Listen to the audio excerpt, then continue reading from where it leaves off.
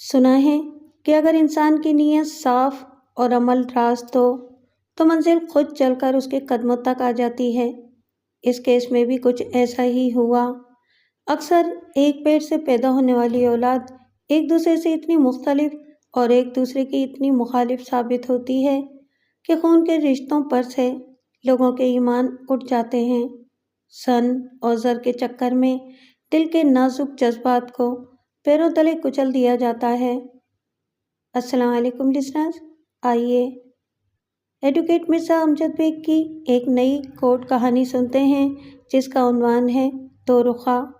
تو آئیے شروع کرتے ہیں۔ تنازع دو سگے بھائیوں کے درمیان تھا اور اس چپکلش نے انہیں سگا دشمن بنا کر ایک دوسرے کے مد مقابل لا کھڑا کیا تھا۔ زن، زر اور زمین کے تمام معاملات میں کچھ ایسا ہی ہوا کرتا ہے۔ بہرکیف اس وقت بڑا بھائی میرے سامنے بیٹھا اپنے چھوٹے بھائی کی زیادتیوں کا رونا رو رہا تھا۔ اس کا نام ملک نذیر حسین اور عمر 50 کے قریب تھی۔ وہ مائل با فربی بدن کا مالک ایک دراز قامت شخص تھا۔ ملک نذیر کے کاسۂ سر کا وسطی حصہ گولائی کی صورت بالوں کی نعمت سے محروم ہو چکا تھا اور اس نے آنکھوں پر نظر کا چشمہ لگا رکھا تھا۔ رسمی الیگ سلیگ کے بعد جب میں نے اس کی آمد کی غرض و غایت دریافت کی تو وہ پھٹ پڑا۔ یہ دیکھیں وکیل صاحب، اس نے ایک لفافہ میرے سامنے میز پر رکھتے ہوئے کڑوے لہجے میں کہا۔ میرے ماں جائے اکلوتے چھوٹے بھائی ملک قدیر حسین نے میرے ساتھ کیا کیا ہے؟ میں نے اس لفافے کو میز پر سے اٹھا لیا۔ وہ رجسٹرڈ پوسٹ سے آنے والا ایک لیٹر تھا جس پر مکتوب علیہ کی جگہ ملک نذیر حسین کا نام اور منظور کالونی کا ایڈریس لکھا ہوا تھا، اور مذکورہ خط کے عقبی حصے پر ایک وکیل صاحب کا نام اور آفس کا پتہ درج تھا۔ مجھے یہ سمجھنے میں قطعاً کوئی دقت محسوس نہیں ہوئی کہ وہ خط در حقیقت میرے سامنے بیٹھے ہوئے شخص کے نام ایک لیگل نوٹس تھا۔ میں نے لفافے کو کھولا اور اس کے اندر نوٹس کا مطالعہ کرنے لگا۔ میں نے 2 بار اس نوٹس کو توجہ سے پڑھا اور ملک نذیر کی طرف دیکھتے ہوئے گہری سنجیدگی سے کہا، آپ کا چھوٹا بھائی قدیر حسین آپ سے 5.5 لاکھ روپے کا مطالبہ کر رہا ہے، اور وہ بھی ایک وکیل کے توسط سے۔ اگر آپ نے اس کا تقاضا پورا نہ کیا تو وہ آپ کے خلاف قانونی چارہ جوئی کرے گا۔ اس 5.5 لاکھ روپے والی رقم کے 2 حصے ہیں۔ نمبر 1، مکان میں سے اس کا آدھا حق۔ نمبر 2، وہ 2 لاکھ روپے جو 4 سال پہلے آپ نے اسے قرض لیے تھے۔ آپ نے اس نوٹس کے مطابق رقم کی ادائیگی کے لیے 1 ماہ کی مہلت لی تھی، جس میں سے 4 دن گزر چکے ہیں۔ لمحاتی توقف کر کے میں نے ایک گہری سانس خارج کی اور پھر سوالیہ جملے سے اپنی بات مکمل کر دی۔ ملک صاحب، آپ اپنے بھائی کے اس مطالبے کے بارے میں کیا کہتے ہیں؟ قدیر حسین کا آدھا مطالبہ قانوناً اور شرعاً جائز ہے، وہ ٹھہرے ہوئے لہجے میں بولا، لیکن باقی کا آدھا مطالبہ سراسر بدنیتی اور دھوکہ دہی پر مبنی ہے۔ ٹھیک ہے، میں نے رف پیڈ اور پین سنبھالتے ہوئے معتدل انداز میں کہا، میں ان دونوں ادھورے مطالبات کی مکمل تفصیلات جاننا چاہتا ہوں۔ قدیر مجھ سے جو 3.5 لاکھ روپے مانگ رہا ہے وہ اس مکان کی نصف قیمت ہے جس میں اس وقت ہم دونوں بھائی رہائش پذیر ہیں، ملک نذیر وضاحت کرتے ہوئے بولا۔ منظور کالونی والا یہ 2 منزلہ مکان 120 گز کے پلاٹ پر تعمیر شدہ ہے اور آج کے حساب سے اس مکان کی مارکیٹ ویلیو کم و بیش 7 لاکھ روپے ہے، کیونکہ یہ بہت شاندار بنا ہوا ہے۔ بالائی منزل پر میں اپنی بیوی شائستہ کے ساتھ رہتا ہوں اور زیریں منزل قدیر کے استعمال میں ہے، جہاں وہ اپنی بیوی شبانہ اور بیٹے عامر کے ہمراہ رہائش پذیر ہے، اور ہاں، ہماری والدہ رضیہ بی بی قدیر کے ساتھ رہتی ہیں اور ان کی عمر 70 سے زیادہ ہے۔ نذیر حسین جس 2 منزلہ مکان کا تذکرہ کر رہا تھا، آج کی تاریخ میں اس کی مارکیٹ ویلیو کم از کم 1.5 کروڑ روپے سے کم نہیں ہوگی، لیکن یہ واقعہ نصف صدی پہلے سن 74 یا پھر 75 کا ہے، لہٰذا آپ اس فرق کو ذہن میں رکھ کر کہانی سنیں گے تو کسی الجھن کا شکار نہیں ہوں گے۔ اور آپ کے والد صاحب؟ نذیر حسین کے خاموش ہونے پر میں نے استفسار کیا۔ والد صاحب، ملک کبیر حسین 5 سال پہلے فوت ہو گئے تھے، نذیر حسین نے جواب دیا۔ موت سے 8 سال پہلے انہیں فالج کا اٹیک ہوا تھا۔ بیماری کے یہ 8 سال انہیں محتاجی اور لاچاری کی حالت میں بستر پر لیٹ کر گزارنا پڑے تھے۔ بہرحال میں نے ان کے علاج معالجے میں کوئی کسر نہیں چھوڑی تھی، مگر تقدیر سے بھلا کون لڑ سکتا ہے؟ ٹھیک کہا آپ نے، تقدیر تو اٹل ہے۔ نذیر حسین کے خاموش ہونے پر میں نے کہا، آپ کے والد صاحب کے انتقال کے بعد اس مکان پر آپ تینوں کا حق بنتا ہے، یعنی آپ دونوں بھائی، آپ کی والدہ رضیہ بی بی۔ ان کی رضامندی کے بغیر مذکورہ مکان کسی کے نام ٹرانسفر ہو سکتا ہے اور نہ ہی تم بھائیوں میں سے کوئی اسے فروخت کر سکتا ہے۔ میں نے ذرا دیر کو رک کر سوالیہ نظر سے نذیر حسین کو دیکھا اور پھر ان الفاظ میں اضافہ کر دیا، مجھے بتائیں کہ اگر قدیر حسین مکان کو فروخت کر کے اپنا حصہ لینے کی بات کر رہا ہے تو اس سلسلے میں آپ کی والدہ کیا کہتی ہیں؟ ایک بات کی وضاحت کر دوں کہ حق کے وراثت کی روح سے قدیر حسین مکان کی کل مالیت کا نصف نہیں مانگ سکتا۔ عدالت چاہے کوئی بھی ہو، وراثت کی تقسیم کے سلسلے میں کسی مستند مفتی کے فتوے کی روشنی ہی میں فیصلہ سنایا جاتا ہے، اور اس نوعیت کے کیسز میں شرعی قوانین کی لازماً پاسداری کی جاتی ہے۔ والدہ صاحبہ چونکہ قدیر حسین کے ساتھ زیریں منزل پر رہائش پذیر ہیں، اس لیے وہ زیادہ تر اسی کی طرفداری کرتی ہیں۔ نذیر حسین نے برا سا منہ بناتے ہوئے جواب دیا، میں اپنی والدہ کو کوئی الزام نہیں دے رہا ہوں، مگر حقیقت یہی ہے کہ وہ بھی یہی چاہتی ہیں کہ میں مکان کو فروخت کر کے قدیر کو اس کا حصہ دے دوں یا پھر مکان اپنے پاس رکھ لوں اور قانوناً قدیر کا جو حق بنتا ہے وہ میں اسے دے دوں۔ والدہ ہر صورت میں قدیر ہی کے ساتھ رہنے کا فیصلہ سنا چکی ہیں۔ ایک بات بتائیں نذیر صاحب، میں نے معتدل انداز میں سوال کیا، کیا آپ کی مالی حیثیت اتنی ہے کہ مکان کو فروخت کیے بغیر آپ اپنی والدہ اور چھوٹے بھائی کو از روئے شرعی احکامات ان کے حصے کی رقم انہیں دے سکیں؟ یہ ناممکن ہے وکیل صاحب، وہ بے بسی سے بولا۔ پھر تو اس قضیے کو نپٹانے کے لیے آپ کو وہ مکان فروخت کرنا ہی پڑے گا، میں نے دو ٹوک انداز میں کہا۔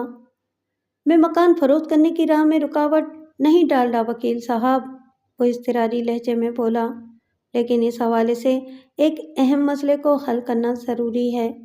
میں نے رف پیٹ سے نگاہ اٹھا کر اس کی طرف دیکھا اور پوچھا، کون سا مسئلہ؟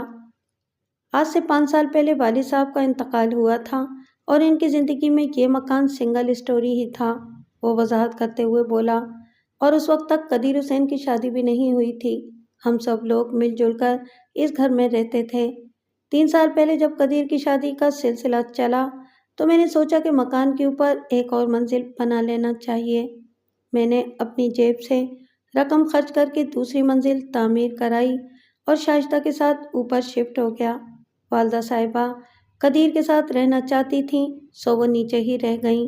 علاوہ ازیں قدیر کی شادی پر بھی سارا خرچہ میں نے ہی کیا تھا۔ میں یہ نہیں کہتا کہ قدیر وہ رقم مجھے واپس کرے، لیکن وہ سانس ہموار کرنے کی غرض سے رکا اور پھر بولا، قدیر میرا چھوٹا بھائی ہے، اگر میں نے سارا خرچہ اٹھا کر اس کی شادی کروائی ہے تو میں نے اس پر کوئی احسان نہیں کیا۔ بڑا بھائی ہونے کے ناطے یہ میرا فرض بنتا تھا، لیکن جب والد صاحب کی وراثت کے بٹوارے کی بات ہوگی تو اصولاً یہ اس ایک منزلہ مکان کا ذکر ہونا چاہیے جو والد صاحب کی زندگی میں ہوا کرتا تھا۔ کیا میں غلط کہہ رہا ہوں وکیل صاحب؟ نہیں، آپ بالکل ٹھیک کہہ رہے ہیں نذیر صاحب۔ اس نے سوالیہ جملے پر بات ختم کی تو میں نے اس بات میں سر ہلاتے ہوئے جواب دیا اور پوچھا، آپ کرتے کیا ہیں؟ میرا مطلب ہے کہ آپ کا ذریعہ معاش کیا ہے؟ والد صاحب نے ساری زندگی کپڑے کی دکان چلائی تھی وکیل صاحب، اس نے بتایا۔ محمود آباد کے مین بازار میں ہماری ملک کلاتھ ہاؤس کے نام سے ایک دکان ہے۔ والد صاحب کی زندگی میں ان کا ہاتھ بٹایا کرتا تھا۔ جب ان پر فالج کا اٹیک ہوا تو دکان کی ساری ذمہ داری میرے سر پر آ گئی تھی۔ بہرحال میں اب بھی وہی دکان چلا رہا ہوں۔ اور قدیر، میں نے سوالیہ نظر سے اس کی طرف دیکھا۔ اس دوران میں پیڈ پر اہم پوائنٹس نوٹ کرتا جا رہا تھا۔ نذیر حسین نے میرے سوال کے جواب میں بتایا، قدیر کو دکانداری سے کبھی دلچسپی نہیں رہی۔ وہ جاب وغیرہ کو پسند کرتا ہے اور آج کل بھی وہ ایک پرائیویٹ کمپنی میں جاب کر رہا ہے۔ میں نے ایک گہری سانس لیتے ہوئے پوچھا، یہ نوٹس بھیجنے سے پہلے قدیر نے اس معاملے پر کبھی آپ سے بات کی تھی؟ براہ راست تو نہیں، نذیر حسین نے بتایا، لیکن اس کی بیوی شبانہ ناز گھر میں اکثر یہ ریکارڈ بجاتی رہتی ہے کہ ہم اپنا حق لے کر رہیں گے۔ میری بیوی مجھے ساری خبریں دیتی رہتی تھی، لیکن چونکہ قدیر نے میرے سامنے کھڑے ہو کر یہ مطالبہ نہیں کیا تھا، اس لیے میں نے اپنی بیوی کی باتوں پر زیادہ توجہ نہیں دی تھی۔ اور اب وہ ڈرامائی انداز میں رکا اور پھر میز پر رکھے ہوئے لیگل نوٹس کی جانب اشارہ کرتے ہوئے بولا، اس لیٹر کے بعد تو ثابت ہو گیا کہ میری بیوی کی رپورٹ غلط نہیں تھی۔ قدیر اس آبائی مکان کو فروخت کرنے کا حتمی فیصلہ کر چکا ہے اور میں سمجھتا ہوں کہ اس مہم کے پیچھے اس کی بیوی کا ہاتھ ہے۔ شبانہ ناز بہت ہی تیز ترار عورت ہے، وہ کئی بار الگ رہنے کی بات کر چکی ہے۔ میں اپنے بھائی کو اچھی طرح جانتا ہوں، وہ یہ سب بے مروت اور بد لحاظ کبھی بھی نہیں تھا۔ اس وقت وہ اپنی بیوی کے ہاتھوں کا کھلونا بنا ہوا ہے، گویا یہ زن زر اور زمین کا ایک ملا جلا معاملہ ہے۔ میں نے نذیر حسین کے چہرے پر نگاہ جما کر استفسار کیا، آپ مجھ سے کیا چاہتے ہیں؟ میں یہ چاہتا ہوں کہ آپ اس نوٹس کا جواب دیں، اس نے کہا، اور اگر مکان کی فروخت ناگزیر ہے تو اس سلسلے میں قانون کے تقاضے پورے ہونے چاہئیں۔ میں آپ کو پہلے ہی بتا چکا ہوں کہ بالائی منزل میرے پیسوں سے تعمیر کی گئی تھی، اس میں قدیر یا کسی اور کا 1 روپیہ بھی نہیں لگا ہوا۔ ایک وکیل کا اولین فرض یہی ہے کہ وہ اپنے موکل کو انصاف کی فراہمی آسان بنائے، میں نے گہری سنجیدگی سے کہا۔ سو میں نہ صرف اس نوٹس کا منہ توڑ جواب دوں گا بلکہ آپ کو آپ کا جائز حق دلانے کی بھی کوشش کروں گا، لیکن اس کے لیے آپ کو مجھ سے مکمل تعاون کرنا ہوگا، کیونکہ میں نے ڈرامائی انداز میں توقف کیا اور پھر کہا، کیونکہ ڈاکٹر اور وکیل سے پرخلوص تعاون کیے بغیر کسی بھی قسم کا فائدہ یا فیض حاصل نہیں کیا جا سکتا۔ مجھے امید ہے کہ آپ میری بات سمجھ گئے ہوں گے۔ جی وکیل صاحب، وہ اس بات میں گردن ہلاتے ہوئے بولا، آپ بتائیں مجھے کس طرح کا تعاون کرنا ہوگا؟ میرے سوالات کا سچا اور کھرا جواب دے کر میں نے اس کی آنکھوں میں دیکھتے ہوئے کہا، میں تیار ہوں، آپ حکم کریں، وہ ہمتاً گوش ہوتے ہوئے بولا، میں آپ کے ہر سوال کا سیدھا اور سچا جواب دوں گا۔ کیا یہ نوٹس بھجوانے کے بعد بھی قدیر اسی گھر میں رہ رہا ہے؟ میں نے پوچھا۔ اس نے اس بات میں جواب دیا، آپ نے اس نوٹس کے حوالے سے اس سے کوئی بات کی تھی؟ ہاں کی تھی، اس نے بتایا، مگر وہ کہتا ہے کہ زبانی کلامی بات کرنے کا کوئی فائدہ نہیں، اب اس مقدمے کا فیصلہ عدالت ہی میں ہوگا۔ میں نے قدیر کو سمجھانے بجھانے کی بہت کوشش کی ہے، مگر وہ میری کوئی بھی بات سننے کو تیار نہیں ہے، مجبوراً مجھے آپ کے پاس آنا پڑا۔ یہ مسئلہ کس طرح حل ہوگا؟ میں اس کے بارے میں کچھ نہیں جانتا وکیل صاحب۔ ٹھیک ہو گیا، میں نے رسان بھرے لہجے میں کہا اور پوچھا، مکان کی مالیت پر ہم بعد میں بات کریں گے، پہلے آپ مجھے یہ بتائیں کہ اس نوٹس میں جو 2 لاکھ روپے قرض کا ذکر ہے، کیا وہ رقم آپ نے قدیر سے ادھار لی تھی؟ ہاں یہ سچ ہے، اس نے سر کو اسباتی جنبش دیتے ہوئے کہا، والد صاحب کے انتقال کے بعد میرے کپڑے والی دکان کے حالات دگرگوں تھے، ان کی طویل بیماری کے علاج کے لیے میں دکان سے مال نکال کر خرچ کر رہا تھا، یعنی دکان میں نیا مال بھرنے کی صورت نہیں نکل رہی تھی۔ اگر کچھ عرصے اسی طرح چلتا رہتا تو دکان پر تالا ڈالنا لازمی تھا۔ ان نامساعد حالات کے پیش نظر میں نے قدیر سے کہا تھا کہ اگر وہ کہیں سے 2 لاکھ روپے کا بندوبست کرتے تو میں نہ صرف لوگوں کا قرضہ اتار دوں گا بلکہ دکان کو بھی کپڑے سے بھر دوں گا۔ اس پر قدیر نے کہا تھا کہ اس کے پاس تو اتنی بڑی رقم نہیں ہے، وہ کسی سے ادھار لے کر مجھے دے سکتا ہے، اور واقعی چند روز میں اس نے 2 لاکھ روپے کا بندوبست کر دیا تھا اور مجھ سے کہا تھا کہ 1 سال کے اندر مجھے وہ رقم واپس کرنا ہوگی۔ جب میری دکان کپڑے سے بھر گئی تو کاروبار بھی چمک اٹھا اور میں نے 10 ماہ کے اندر ہی قدیر کے دیے ہوئے وہ 2 لاکھ روپے اسے واپس کر دیے تھے۔ وہ لمحے بھر کے لیے تھما، ایک گہری سانس لی اور پھر اپنی بات مکمل کرتے ہوئے بولا، میری سمجھ میں نہیں آ رہا کہ وہ 4 سال کے بعد اس قرض کا ذکر کیوں کر رہا ہے جو کہ میں اسے ادا کر چکا ہوں۔ کیا آپ نے قرض وصولی کرتے وقت اسے کاغذ وغیرہ پر وصولی کے دستخط کرائے تھے؟ نہیں وکیل صاحب، وہ نفی میں گردن ہلاتے ہوئے بولا، نہ قرض لیتے وقت ایسی کوئی تحریر لکھی گئی اور نہ ہی واپس کرتے وقت۔ 2 بھائیوں کے بیچ لین دین کی کیا لکھت پڑت، لیکن اب مجھے یہ احساس ہو رہا ہے کہ میں نے سنگین غلطی کر دی ہے۔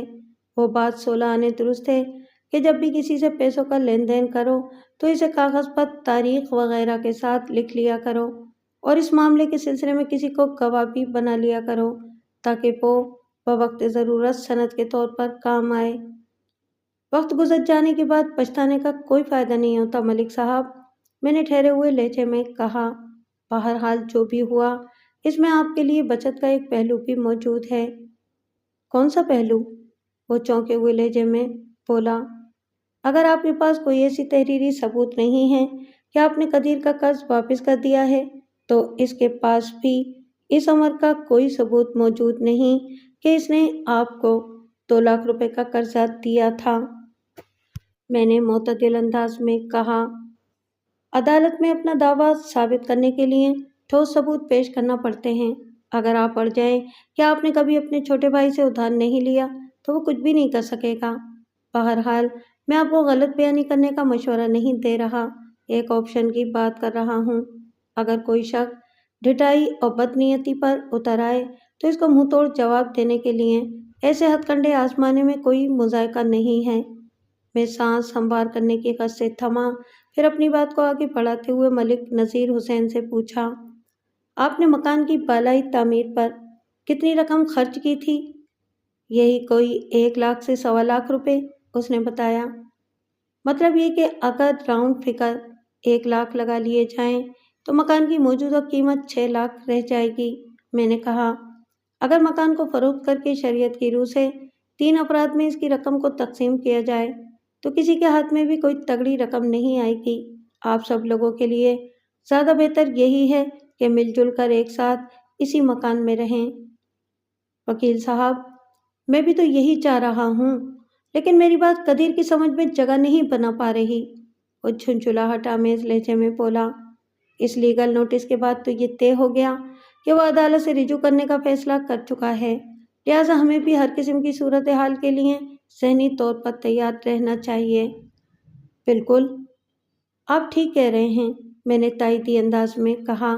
سمجھ لیں کہ میں نے تیاری شروع کر دی ہے۔ اب آپ مجھے یہ بتائیں کہ مکان کی بالائی منزل کی تعمیر پر آپ نے جو 1.25 لاکھ خرچ کیے تھے، اس کا کوئی ٹھوس ثبوت ہے آپ کے پاس؟ وہ پلکیں جھپکاتے ہوئے بولا۔ میں سمجھا نہیں وکیل صاحب۔ مطلب یہ کہ میں نے وضاحت کرتے ہوئے کہا، اس تعمیر کے سلسلے میں آپ نے جو بلڈنگ مٹیریل، سیمنٹ، ریتی، سریا، بلاکس، ٹائلز، کھڑکیاں، دروازے اور اسی نوعیت کا جو دیگر سامان خریدا تھا، اس خریداری کی رسیدیں ہیں آپ کے پاس؟ وکیل صاحب، اس بات کو کافی عرصہ گزر چکا ہے، وہ ایک گہری سانس خارج کرتے ہوئے بولا۔ سب رسیدوں کے بارے میں وثوق سے کچھ نہیں کہہ سکتا، لیکن بڑی اماؤنٹ والی رسیدیں میں نے سنبھال کر رکھی ہوئی ہیں، ان سے کام چل جائے گا، میں نے معتدل انداز میں کہا۔ اس کے علاوہ آپ ان لوگوں کو بھی گواہی کے لیے تیار کر سکتے ہیں جنہوں نے آپ کے مکان کی بالائی منزل کی تعمیر میں حصہ لیا تھا، جیسا کہ راج مستری، مزدور، ترخان، پلمبر، الیکٹریشین وغیرہ وغیرہ۔ جی بالکل، یہ سب لوگ مجھے اچھی طرح جانتے ہیں، اس نے پورے اعتماد لہجے میں کہا۔ اس کے علاوہ میرے پڑوسی اور دیگر محلے دار بھی میرے حق میں گواہی دیں گے۔ بس اس سے کام چل جائے گا، میں نے معتدل انداز میں کہا۔ آپ کے پاس چھوٹا بڑا جو بھی ثبوت ہے وہ مجھے مہیا کر دیں۔ اس دوران میں اس نوٹس کا کرارا جواب دے دیتا ہوں۔ اس جواب پر دوسری طرف سے جو بھی رد عمل آئے گا، اس کی روشنی میں ہم آئندہ کا لائحہ عمل تیار کریں گے۔ ٹھیک ہے جناب، وہ اس بات میں گردن ہلاتے ہوئے بولا۔ آپ کی بات میری سمجھ میں آ گئی ہے وکیل صاحب۔ اس کے علاوہ میں نے ایک ایک لفظ پر زور دیتے ہوئے کہا، میری صلاح یہ ہے کہ آپ عدالت میں جانے سے پہلے ایک بار اپنی والدہ صاحبہ سے ضرور بات کر لیجیے گا۔ میں آپ کے مشورے پر ضرور عمل کروں گا، اس نے کہا۔ میں نے اسے ضروری ہدایات دیں اس نے میرا شکریہ ادا کیا اور مجھے سلام کر کے رخصت ہو گیا۔ ایک روز بعد ملک نذیر حسین دوبارہ مجھ سے ملنے آیا اور خریداری کے حوالے سے وہ تمام رسیدیں میری میز پر رکھ دیں جو اس امر کا بیان ثبوت تھیں کہ بالائی منزل کی تعمیر کے سلسلے میں وہ سامان اس نے خود اپنی جیب سے خریدا تھا۔ میں نے مذکورہ رسیدوں کو احتیاط سے اپنی میز کی دراز میں رکھا اور نذیر حسین سے کہا، ملک صاحب، میں آپ کی دیانتداری سے بہت متاثر ہوا ہوں۔ 2 لاکھ روپے قرض والے الزام سے میں آپ کو ایسے نکال لوں گا جیسے مکھن میں سے بال نکالا جاتا ہے۔ اب رہ گیا وراثت کی تقسیم کا قصہ، تو اس سلسلے میں آپ صرف میرے ایک سوال کا جواب دے دیں۔ لمحاتی توقف کر کے میں نے ایک گہری سانس لی اور پھر کہا، اس وقت اپنی دکان کی مالیت کے بارے میں آپ کیا کہتے ہیں؟ ملک کلاتھ ہاؤس ہماری ذاتی ملکیت نہیں ہے وکیل صاحب، اس نے جواب دیا، وہ کرائے کی دکان ہے۔ ہاں، البتہ اس کے اندر بھرا ہوا کپڑا میں نے اپنے پیسوں سے خریدا ہے۔ میرا اشارہ بھی اسی کپڑے کی مالیت کی جانب تھا۔ میں نے جلدی سے کہا، شاید آپ میری بات سمجھ نہیں پائے یا میں ہی ڈھنگ سے آپ کو سمجھا نہیں پایا۔ خیر، یہ بتائیں آپ کی دکان کے اندر بھرے ہوئے مال کی قیمت کیا ہوگی؟ 2 سے 3 لاکھ روپے، اس نے جواب دیا۔ 2 لاکھ سے کم تو کسی بھی صورت میں نہیں۔ بس تو کام ہو گیا، میں نے معتدل انداز میں کہا، اس رقم سے معاملہ بن جائے گا۔ میں کچھ بھی نہیں سمجھا جناب، وہ پلکیں جھپکاتے ہوئے الجھن زدہ لہجے میں بولا۔ آپ کس کام کے ہونے اور کس معاملے کے بننے کا ذکر کر رہے ہیں وکیل صاحب؟ میری بات دھیان سے سنیں ملک صاحب، میں نے تھوڑا آگے جھک کر گہری سنجیدگی سے کہا۔ آپ نے پچھلی کسی ملاقات میں مجھے بتایا تھا کہ آپ کی والدہ صاحبہ پوری طرح قدیر حسین کی مٹھی میں ہیں۔ قدیر دن کو رات اور رات کو دن کہے تو رضیہ بی بی اس کی بات کا یقین کر لیتی ہیں، اور یہ کہ وہ بھی مکان کو فروخت کرنے کا فیصلہ کر چکی ہیں۔ آپ نے ایسا کہا تھا یا نہیں؟ جی ہاں، یہی حقیقت ہے، وہ اس بات میں سر ہلاتے ہوئے بولا۔ مذکورہ مکان اس وقت آپ کی والدہ رضیہ بی بی کے نام ہے۔ میں نے اسے وراثت کی تقسیم کے حوالے سے قانونی اونچ نیچ سے روشناس کراتے ہوئے کہا، اگر وہ قدیر حسین کی باتوں میں آ کر واقعتاً مذکورہ مکان فروخت کرنے کے لیے تیار ہو جاتی ہیں یا مکان کو بیچے بغیر اس معاملے کو نمٹانے کا عندیہ دیتی ہیں، تو از روئے قوانین شریعت مرحوم ملک کبیر حسین کی میراث کا غالب حصہ تو ان کی بیوہ یعنی آپ کی والدہ ہی کو ملے گا۔ جو باقی بچے گا وہ آپ 2 بھائیوں میں برابر تقسیم ہوگا۔ اگر ہم مکان کی موجودہ مارکیٹ ویلیو مبلغ 7 لاکھ روپے میں سے بالائی منزل والی تعمیر پر خرچ ہونے والے 1 لاکھ روپے منہا کر دیں تو یہ قیمت 6 لاکھ روپے رہ جائے گی۔ اس رقم میں سے رضیہ بیوی کا حصہ نکال دیا جائے تو باقی بچ رہنے والی رقم میں سے آپ دونوں بھائیوں کے حصے فرداً 1 اور 2 لاکھ کے درمیان ہی بنیں گے۔ 2 لاکھ تو ہرگز نہیں، اور اگر مکان کو فروخت کیے بغیر یہ ایشو اسٹل کرنا ہے تو پھر ایک ہی راستہ ہے کہ ایک بھائی دوسرے بھائی کا حصہ اپنی جیب سے ادا کر کے مکان کو اپنے قبضے میں کر لے، یعنی قانونی راستہ اختیار کر کے وہ مکان اپنے نام کروا لے۔ موجودہ حالات میں رضیہ بی بی پوری طرح قدیر حسین کے ساتھ ہے، اور قدیر کا ٹریک ریکارڈ بتاتا ہے کہ اس نے ماضی میں جس طرح کہیں سے 2 لاکھ روپے آپ کو دیے تھے وہ اب بھی آپ کے حصے کی رقم کا بندوبست کر کے آپ کو اس گھر سے بے دخل کر سکتا ہے۔ لیکن اگر وہ ایسا نہیں کرتا یا ایسا نہیں کرنا چاہتا تو آپ اس کے حصے کی رقم اس کے ہاتھ پر رکھ کر پورے مکان کے مالک بن سکتے ہیں، لیکن یہ اسی صورت میں ممکن ہوگا جب رضیہ بی بی آپ کی طرف ہو جائیں، جو کہ سر دست آسان نظر نہیں آ رہا۔ ان حالات میں مکان کو اپنے پاس رکھنے کے لیے قدیر حسین کے علاوہ رضیہ بی بی کے حصے کی رقم بھی آپ کو ادا کرنی پڑے گی، اور اس کام کو ممکن بنانے کے لیے دکان کا سارا مال فروخت کرنے کے ساتھ ہی آپ کو 1.5 لاکھ روپے کہیں سے ادھار بھی اٹھانا پڑیں گے۔ وکیل صاحب، آپ نے بہت اچھے طریقے سے مجھے سمجھا دیا ہے۔ میری بات مکمل ہونے پر اس نے کہا، اگر حالات ویسے ہی بن جاتے ہیں جیسے آپ نے بیان کیے ہیں تو میں اپنی دکان کے مال کو کسی بھی قیمت پر فروخت کرنے کی حماقت نہیں کروں گا۔ یہ میرا چلتا ہوا روزگار ہے۔ میں قدیر سے اپنا وراثتی حق لے کر اپنی بیوی کے ساتھ فی الوقت کسی کرائے کے مکان میں شفٹ ہو جاؤں گا۔ میرے حصے میں لگ بھگ 1.5 لاکھ تو آئیں گے ہی۔ 1 لاکھ روپے مجھے بالائی منزل والی تعمیر کے مل جائیں گے۔ ان 2.5 لاکھ روپے سے میں وہ دکان خرید لوں گا جس میں والد صاحب نے ملک کلاتھ ہاؤس کے نام سے ذاتی کاروبار شروع کیا تھا۔ آئندہ 2 سے 3 سال میں اپنا مکان بھی خرید لوں گا انشاءاللہ۔ اگر انسان کی سوچ مثبت، نیت صاف اور عمل صالح ہو تو قدرت بھی اس کی مدد کرتی ہے۔ میں نے ٹھہرے ہوئے لہجے میں کہا، میں آپ کے خیالات کی قدر کرتا ہوں ملک صاحب۔ مجھے امید ہے کہ آپ 1 سال کے اندر ہی اپنی ذاتی رہائش کا مسئلہ بھی حل کر لیں گے انشاءاللہ۔ وہ خوش ہو گیا اور میں نے اسے ضروری ہدایات دینے کے بعد اس وعدے کے ساتھ رخصت کر دیا کہ اگلی ملاقات عدالت کے کمرے میں ہوگی۔ لگ بھگ 2 ماہ کے بعد اس کیس کی باقاعدہ سنوائی کا آغاز ہوا۔ یہ کیس بنیادی طور پر 2 لاکھ روپے کی واگزاری سے متعلق تھا اور اس کے ساتھ ہی وراثت کی تقسیم کا دم چھلا بھی ٹانک دیا گیا تھا جو ایک ضمناً معاملہ تھا۔ دونوں بھائیوں کا فرداً حلفیہ بیان ریکارڈ ہو چکا تو جج نے وکیل استغاثہ کی طرف دیکھتے ہوئے معتدل انداز میں کہا، پراسیکیوشن پلیز پروسیڈ۔ وکیل استغاثہ ایکیوز باکس کے نزدیک چلا گیا اور میرے موکل کے چہرے پر نگاہیں جما کر اپنی جرح کا آغاز کر دیا۔ نذیر حسین، کیا تم اس بات سے انکار کر سکتے ہو کہ آج سے 4 سال پہلے تم نے اپنے کپڑے کی دکان میں مال بھرنے کے لیے اپنے چھوٹے بھائی قدیر حسین سے 2 لاکھ روپے ادھار لیے تھے؟ میں نے ابھی آپ کے سامنے قرآن مجید پر ہاتھ رکھ کر سچ بولنے کا حلف اٹھایا ہے وکیل صاحب، اس لیے میں آپ کے سوال کے جواب میں کسی بھی قسم کی جھوٹی، چھوٹی یا بڑی غلط بیانی کا تصور بھی نہیں کر سکتا۔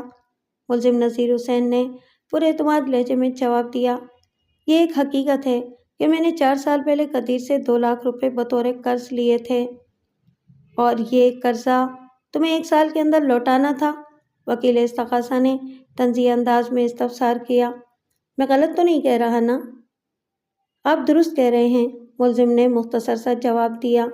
اس بات کو اب 4 سال سے زیادہ کا عرصہ گزر چکا ہے، وکیل استغاثہ نے جرح کے سلسلے کو آگے بڑھاتے ہوئے کہا، لیکن تم نے ابھی تک اپنے بھائی کو 2 لاکھ کی وہ رقم واپس نہیں کی، اسی لیے اپنے پیسوں کی وصولی کی خاطر قدیر حسین کو عدالت کا دروازہ کھٹکھٹانا پڑا۔ تم نے وعدہ خلافی کیوں کی؟ میں نے وعدہ خلافی نہیں کی وکیل صاحب، ملزم نے برا سا منہ بناتے ہوئے بیزاری سے جواب دیا۔ قدیر نے اس قرض کی واپسی کے لیے مجھے 1 سال کی مہلت دی تھی اور میں نے اس مدت سے پہلے ہی یعنی 8 سے 10 ماہ کے اندر اندر قدیر کے 2 لاکھ روپے واپس کر دیے تھے، لیکن قدیر اس رقم کی وصولی سے انکار کر رہا ہے۔ جب کسی انسان کا ضمیر مردہ اور خون سفید ہو جائے تو پھر وہ کچھ بھی کہہ سکتا ہے اور کچھ بھی کر سکتا ہے، نذیر حسین نے کڑوے لہجے میں کہا۔ قدیر کے ساتھ بھی کچھ اسی نوعیت کا معاملہ ہے۔ دولت کی ہوس نے اس کی آنکھوں پر پٹی باندھ دی ہے، وہ صحیح اور غلط کی پہچان کھو بیٹھا ہے، یا یوں سمجھ لیں کہ اس کی نیت میں فتور آ گیا ہے۔ تو تم اس بات پر ڈٹے ہوئے ہو کہ تم نے اپنے بھائی سے لیا ہوا قرضہ واپس کر دیا تھا؟ وکیل استغاثہ نے کڑے لہجے میں استفسار کیا۔ جی بالکل، یہی حقیقت ہے، ملزم نے کہا۔ یہ عدالت تمہارے اس بیان پر یقین کیوں کرے؟ وکیل استغاثہ نے جارحانہ انداز میں پوچھا۔ کیا تم اپنی بات کی سچائی کے لیے کوئی ٹھوس ثبوت پیش کر سکتے ہو؟ کس قسم کا ثبوت؟ ملزم نے چنچلاہٹ بھرے لہجے میں سوال کیا۔ آخر آپ مجھ سے کیا پوچھنا چاہ رہے ہیں وکیل صاحب؟ مطلب یہ کہ کوئی ایسی تحریر جس سے یہ ثابت ہوتا ہو کہ تم نے اپنے بھائی کی قرض کی رقم اسے لوٹا دی تھی، وکیل استغاثہ نے چپتے ہوئے لہجے میں استفسار کیا، یا کوئی ایسا معتبر اور معزز شخص جس کے سامنے تم نے 2 لاکھ روپے قدیر کو واپس کیے ہوں؟ نہیں جناب، ملزم نے نفی میں گردن ہلاتے ہوئے بے بسی سے جواب دیا۔ میرے پاس ایسا کوئی تحریری ثبوت ہے اور نہ ہی شخصی گواہی۔ یہ معاملہ 2 بھائیوں کے درمیان تھا۔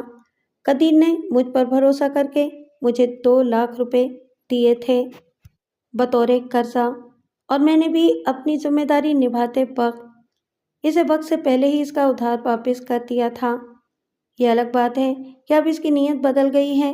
وہ گھر کے بٹوارے کے ساتھ ہی مجھ سے 2 لاکھ روپے بھی بٹورنا چاہتا ہے۔ اللہ اسے ہدایت دے۔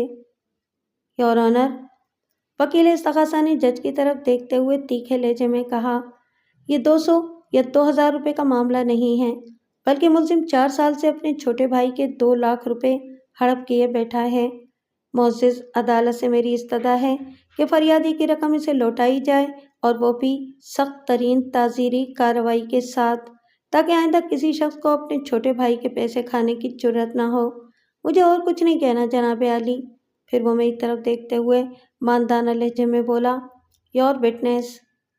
میں ایکیوز باکس کے نزدیک پہنچا، پھر اپنے موکل کی طرف دیکھتے ہوئے گہری سنجیدگی سے کہا، ملک صاحب، اگرچہ قرض کے لین دین والے واقعے کو 4 سال بیت چکے ہیں، لیکن مجھے یقین ہے کہ آپ ان کرنسی نوٹوں کو ابھی تک بھولے نہیں ہوں گے جو قدیر حسین نے لا کر آپ کو دیے تھے۔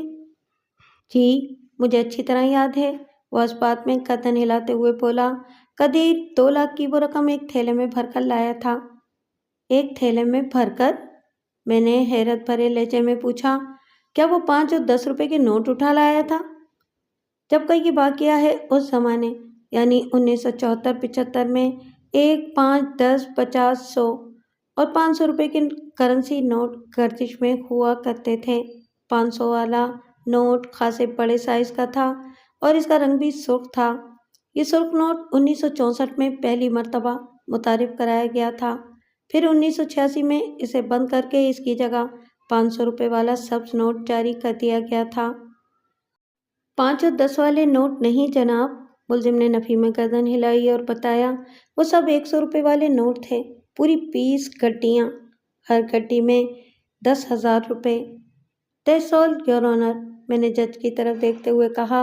اب میں ملزم کے چھوٹے بھائی اور اس کیس کے مدعی ملک قدیر حسین سے چند اہم سوالات کرنے کی اجازت چاہوں گا۔ پرمیشن گرانٹڈ، جج نے معتدل انداز میں کہا۔ تھوڑی دیر پہلے ان دونوں بھائیوں کا بیان حلفی ریکارڈ کیا گیا تھا، سو قدیر حسین اس وقت کمرہ عدالت میں موجود تھا۔ میری فرمائش اور جج کے حکم پر وہ وٹنس باکس میں آ کر کھڑا ہو گیا۔ قدیر حسین کی عمر 40 کے آس پاس تھی۔ وہ درمیانے قد اور متناسب بدن کا مالک ایک ہوشیار انسان تھا۔ اس کی آنکھوں سے عیاری اور مکاری جھلکتی تھی۔ میں نے نارمل انداز میں جرا کا آغاز کرتے ہوئے اس سے پوچھا، قدیر صاحب، آپ کی والدہ کی طبیعت کیسی ہے؟ وہ ٹھیک ہیں، اس نے حیرت آمیز لہجے میں جواب دیا۔ عمر زیادہ ہو گئی ہے، اس لیے بعض ایشوز چلتے رہتے ہیں جن میں کمزوری سر فہرست ہے۔ اسے امید نہیں تھی کہ میں اس کے ساتھ اتنی نرمی سے پیش آؤں گا، اس لیے اس کے چہرے سے بے یقینی عیاں تھی۔ اس بیچارے کو بالکل اندازہ نہیں تھا کہ آگے چل کر میں اس کی کیسی گت بنانے والا ہوں۔ ہاں، یہ تو بڑھاپے کا تقاضا ہے، میں نے سرسری انداز میں کہا اور پوچھا، کیا یہ درست ہے کہ آپ کی والدہ رضیہ بی بی آپ سے بہت زیادہ محبت کرتی ہیں، اسی لیے انہوں نے بڑے بیٹے کے بجائے آپ کے ساتھ رہنے کا فیصلہ کر رکھا ہے؟ جی ہاں، یہی حقیقت ہے، وہ سر کو اسباتی جنبش دیتے ہوئے بولا۔ میں بھی ان سے بہت زیادہ محبت کرتا ہوں۔ بہت خوب، میں نے سرسری انداز میں کہا اور پوچھا، قدیر صاحب، آپ کا ذریعہ معاش کیا ہے؟ میں ایک پرائیویٹ کمپنی میں جاب کرتا ہوں۔ اس جاب کی نوعیت کیا ہے؟ نوعیت؟ ایک لمحہ سوچنے کے بعد اس نے جواب دیا، سمجھ لے میں وہاں کلرکی کرتا ہوں۔ سمجھ لیا، میں نے معتدل انداز میں کہا اور اس کیس کے مدعی سے سوال کیا، قدیر صاحب، اس جاب سے آپ کو کتنی تنخواہ ملتی ہے؟ اس نے بتایا، پورے 1,000 روپے۔ کیا اس تنخواہ میں آپ کا گزارا ہو جاتا ہے؟ جی، اللہ کا شکر ہے۔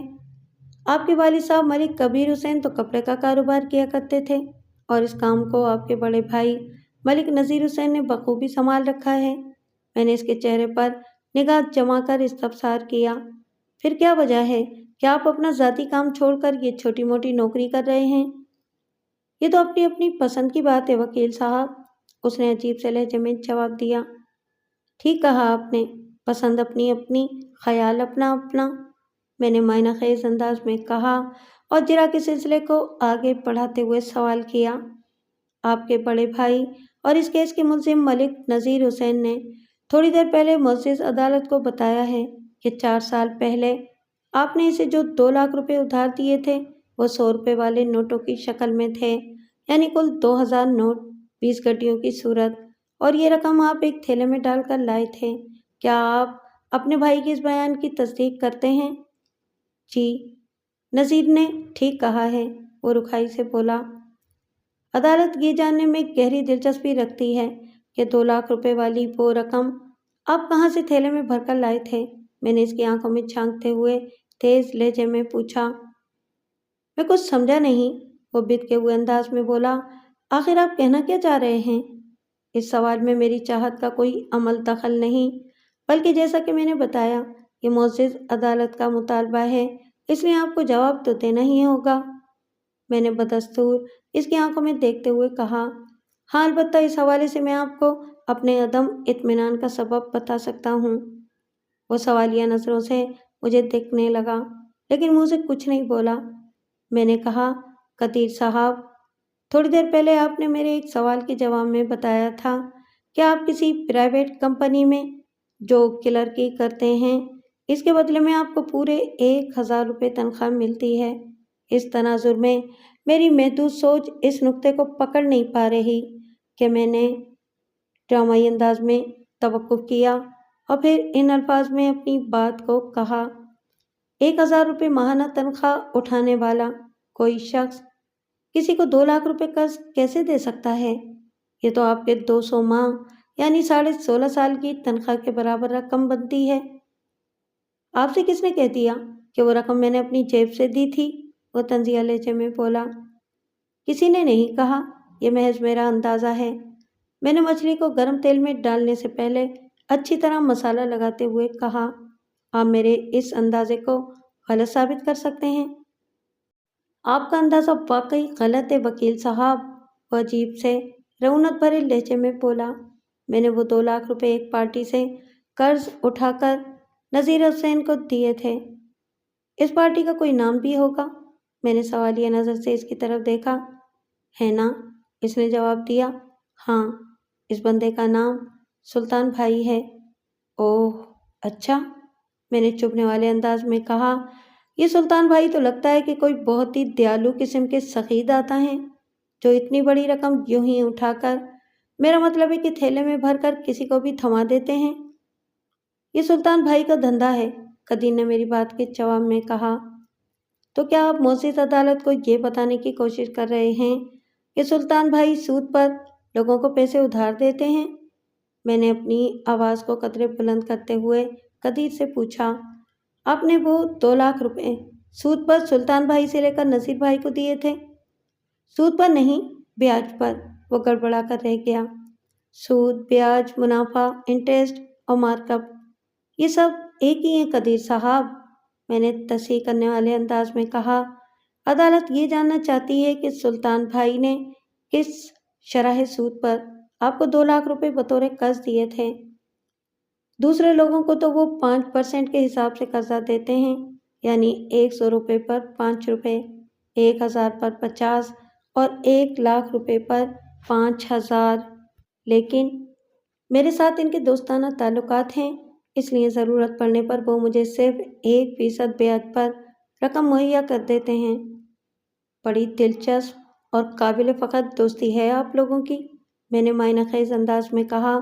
اب آپ عدالت کو یہ بھی بتا دیں کہ آپ نے جس شرح سود کا ذکر کیا ہے وہ ماہانہ ہے یا سالانہ؟ ماہانہ، اس نے جواب دیا۔ کیا آپ نے نذیر حسین کو 2 لاکھ روپے دیتے وقت یہ بتا دیا تھا کہ آپ نے وہ رقم کہیں سے سود پر اٹھائی ہے؟ میں نے پوچھا۔ میرے موکل نے تو مجھے اس بارے میں کچھ نہیں بتایا۔ میں نے نذیر حسین سے سود کا ذکر نہیں کیا تھا، اس نے معتدل انداز میں بتایا۔ میں نے یہی سوچا تھا کہ بیاج کی رقم میں اپنی جیب سے ادا کر دیا کروں گا۔ آپ کی سوچ قابل تحسین اور قربانی لاجواب ہے قدیر صاحب، میں نے استہزائی انداز میں کہا۔ میرا دل چاہ رہا ہے کہ لگے ہاتھوں میں آپ کی اس برادرانہ محبت کا آپریشن کر ڈالوں۔ آبجیکشن یور آنر، وکیل استغاثہ نے اپنی موجودگی کا ثبوت دیتے ہوئے بآواز بلند کہا۔ میرے موکل نے بھائی کے فائدے کو اپنے فائدے پر ترجیح دی، وہ ملزم کی مشکل کو آسان بنانے کے لیے اپنی جیب سے سود کی رقم بھرتا رہا اور میرے فاضل دوست اس کی اس نیکی کا مذاق اڑا رہے ہیں۔ انسان کے سچے اور پرخلوص جذبات کا آپریشن کرنا کہاں کی شرافت ہے جناب عالی؟ Objection sustain. جج نے وکیل استغاثہ کی فریاد پر کان دھرتے ہوئے مجھے ہدایت کی۔ ڈیفینس آپریشن جیسے الفاظ کے استعمال سے اجتناب برتتے ہوئے جرات جاری رکھے۔ تھینک یو یور آنر، میں نے تشکرانہ انداز میں کہا اور پھر مدعی قدیر حسین کی جانب متوجہ ہو گیا۔ قدیر حسین؟ میں نے اس کے چہرے پر نگاہ گاڑ کر سوال کیا۔ آپ کا دعویٰ ہے کہ ملزم نے 4 سال کا طویل عرصہ گزر جانے کے بعد بھی وہ 2 لاکھ روپے واپس نہیں کیے جو آپ نے کسی سلطان بھائی سے سود پر ادھار اٹھا کر ملزم کو دیے تھے تاکہ وہ اپنی کپڑے کی دکان میں مال بھر کر ڈوبتے ہوئے کاروبار کو سنبھال سکے؟ ہاں، وہ پوری ٹھٹائی سے بولا، یہی حقیقت ہے۔ اور آپ پچھلے 4 سال سے سلطان بھائی کو اپنی جیب سے بیاج کی رقم دیتے چلے آ رہے ہیں؟ 4 نہیں، صرف 1 سال تک میں نے بیاج کی رقم بھری تھی کیونکہ سلطان بھائی نے وہ قرضہ 1 سال کے لیے دیا تھا، اس نے میرے سوال کے جواب میں بتایا۔ سلطان بھائی ایک نیک دل انسان اور میرے بہت اچھے دوست ہیں۔ انہوں نے مجھ سے یہی کہا تھا کہ کسی طرح اپنے بھائی سے وہ 2 لاکھ روپے واپس لے لو۔ میں نے اس رقم کی واپسی کے لیے ہر کوشش کر کے دیکھ لی مگر نذیر حسین نے پیسے نہ دینے کی قسم کھا رکھی ہے۔ اس بدنیت شخص سے لمحاتی توقف کر کے اس نے نفرت بھری نگاہ سے اپنے بڑے بھائی یعنی میرے موکل اور اس کیس کے ملزم ملک نذیر حسین کی طرف دیکھا، پھر ان الفاظ میں اضافہ کر دیا، اسی لیے میں نے اپنی رقم کی وصولی کے لیے عدالت سے رجوع کیا ہے۔ یہ تو آپ نے عقل مندی کا ثبوت دیا ہے قدیر صاحب، میں نے نیم طنزیہ انداز میں کہا۔ یہ عدالتیں انصاف کی فراہمی ہی کے لیے تو قائم کی گئی ہیں اور اسی بہانے ہم وکلا کی روزی روٹی بھی چل رہی ہے۔ خیر، اب میں آپ سے آخری 2-3 سوالات کرنے جا رہا ہوں، خوب سوچ سمجھ کر ان کا جواب دینا ہے کیونکہ ایک ذرا سی غلطی بھی آپ کو کسی عمیق اندھے گڑھے میں پھینک سکتی ہے جہاں تک آپ کے وکیل کا خط پہنچ پائے گا اور نہ ہی آبجیکشن یور آنر کا نعرہ مستانہ۔ میں کوئی فیس وصول کیے بغیر مفت میں آپ کو یہ مشورہ دے رہا ہوں کیونکہ مجھے آپ کا بہت زیادہ خیال ہے۔ آخر آپ میرے موکل کے چھوٹے بھائی جو ہیں۔ میرے اس کڑوے اظہار پر قدیر حسین برا سا منہ بنا کر رہ گیا جبکہ وکیل استغاثہ ماندانہ نظر سے مجھے گھورنے لگا تھا۔ اس کی تلملاہٹ اور سلگاہٹ دیکھنے کے لائق تھی۔ ان لمحات میں اگر اس کا بس چلتا تو وہ مجھے کچا چبا ڈالتا۔ کیا یہ درست ہے کہ آپ نے 4 سال تک نہیں بلکہ صرف پہلے 1 سال بیاج کی رقم اپنی جیب سے بھری تھی؟ میں نے اپنی جرح کے معاملے کو ڈراپ سین کی جانب دھکیلتے ہوئے اس کیس کے مدعی اور مدعا علیہ کے چھوٹے بھائی ملک قدیر حسین سے پوچھا۔ جی یہ درست ہے، اس نے جواب دیا۔ کیا آپ نے اپنی ماہانہ تنخواہ 1000 روپے ہی بتائی تھی نا؟ جی ہاں۔ میں آپ کی اس جیب کی پیمائش کے بارے میں جاننا چاہتا ہوں جس سے آپ 1 سال تک سلطان بھائی کو سود کی رقم ادا کرتے رہے ہیں۔ یہ کس قسم کا سوال ہے؟ مدعی الجھ کر رہ گیا۔ میں نے ٹھہرے ہوئے لہجے میں کہا، بہت ہی معصوم اور سیدھا سا سوال ہے قدیر صاحب۔ اس نے متذبذب نظر سے وکیل استغاثہ کی طرف دیکھا۔ مجھے سخت اعتراض ہے جناب عالی۔ وکیل استغاثہ حق کے وکالت ادا کرتے ہوئے فوراً اپنے موکل کی مدد کو لپکا۔ میرے فاضل دوست اپنے اناپ شناپ اور علم غلم سوالات سے اس کیس کے مدعی کو کنفیوز کرنے کی کوشش کر رہے ہیں۔ ڈیفینس کو ایسی حرکات سے باز رہنے کی تلقین کی جائے۔ بھلا مدعی کی جیب کے سائز کا زیر سماعت کیس سے کیا تعلق ہے؟ جیب تو جیب ہی ہوتی ہے، چھوٹی ہو یا بڑی، اس سے کیا فرق پڑتا ہے؟ جیسے ڈگری اصلی ہو یا نقلی، آپ کی نظر میں سے کوئی فرق نہیں پڑتا؟ میں نے وکیل استغاثہ کے اعتراض کا منہ توڑ جواب دیتے ہوئے جارحانہ انداز میں کہا، ویسے ہی آپ کو جیب کے سائز سے بھی کوئی مسئلہ نہیں ہے لیکن مجھے ہے، اور وہ بھی آپ کے موکل ملک قدیر حسین کی جیب سے جو زیر سماعت کیس میں عمر و عیار کی زنبیل کو بڑا ٹف ٹائم دے رہی ہے۔ جج نے میری وضاحت میں دلچسپی کا اظہار کرتے ہوئے दबंग लहजे में कहा। Objection over ruled.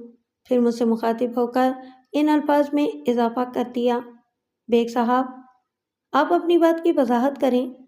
जज ने कमाल दानिशमंदी से एक मुतवाजिन स्ट्रोक लगाकर इस केस की बाल को मेरे कोट में फेंक दिया था।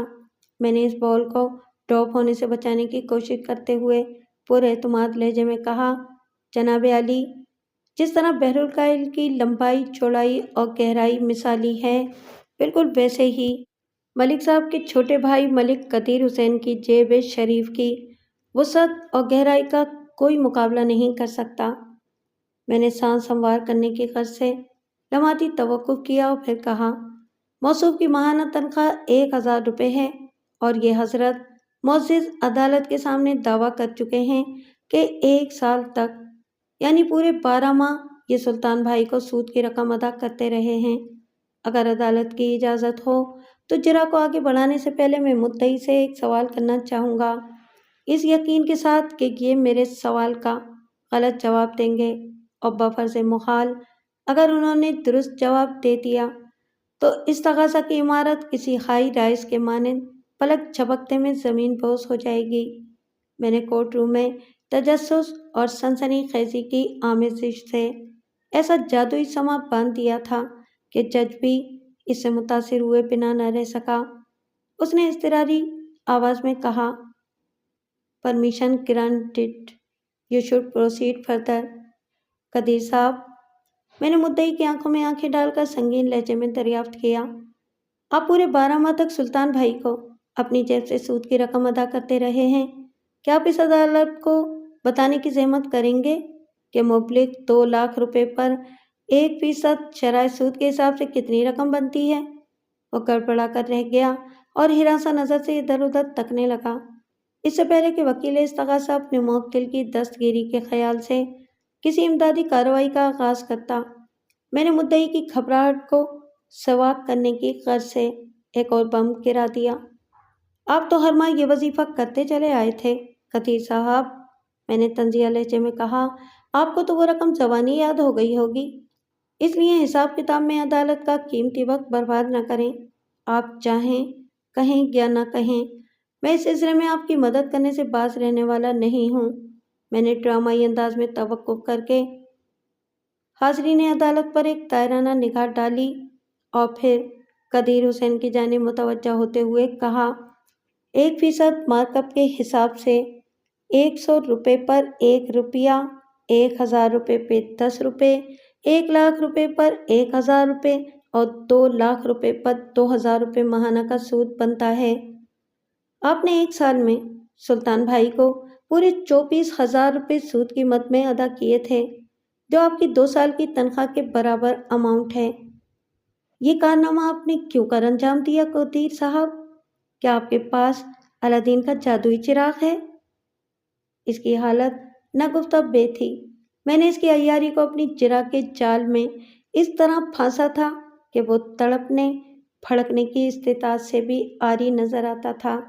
मेरे तेज चुभते हुए सवाल के जवाब में वो मुझे रहम तलब अंदाज में तकने लगा, लेकिन इन लम्हात में मैं किसी दरगुजर के मूड में हरगिज़ नहीं था।